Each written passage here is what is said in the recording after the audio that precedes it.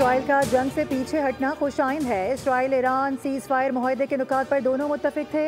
Iran और Israel seize fire पर अच्छे तरीके से अमल हो रहा है। दी हैग में अमरीकी सदर डोनाल्ड ट्रंप की नेटो समिट में गुफ्तगू, कहा कि ईरान को अस्करी मकासद के लिए यूरेनियम इनरिचमेंट करने नहीं देंगे। फर्दो जोहरी मरकज़ अब तबाही के सिवा कुछ नहीं। जंगबंदी ईरान के लिए भी फतह है, उनका मुल्क बच गया है। ईरान पर हमलों से मुताल्लिक हालिया रिपोर्ट महज इब्तिदाई जायज़ा है।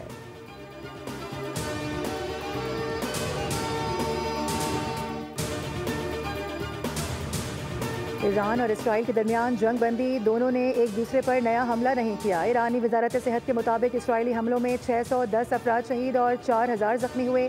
7 अस्पताल, 9 एम्बुलेंसेज, 6 एमरजेंसी रिस्पांस बेस और 4 क्लिनिक तबाह हुए। ईरानी हमलों में दर्जनों इसराइली इमारतें खंडर और हज़ारों अफराद बेघर हो गए। ईरान के हमलों में 28 इसराइली हलाक जबकि दर्जनों जख्मी हुए।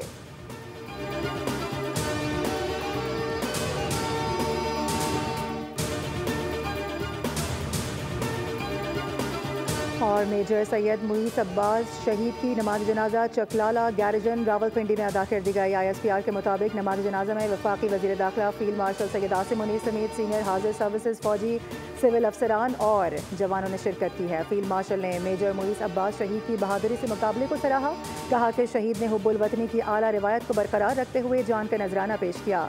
मेजर मुईस अब्बास जनूबी वज़ीरिस्तान के ज़िला सरोगा में फितना अल खवारिज के खिलाफ लड़ते हुए शहीद हुए थे।